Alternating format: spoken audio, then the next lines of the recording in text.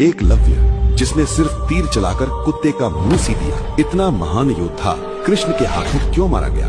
आखिर क्यों भगवान कृष्ण ने अपने ही भाई का वध किया?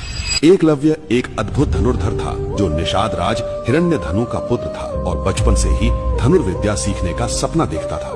जब उसने गुरु द्रोणाचार्य से शिक्षा मांगी तो जातिगत भेदभाव के कारण द्रोण ने उसे मना कर दिया, लेकिन एकलव्य ने हार नहीं मानी। उसने द्रोण की मिट्टी की प्रतिमा बनाकर उसे ही गुरु मान लिया और दिन रात अभ्यास करके ऐसा धनुर्धर बन गया कि उसकी तीरंदाजी अर्जुन को भी पीछे छोड़ सकती थी।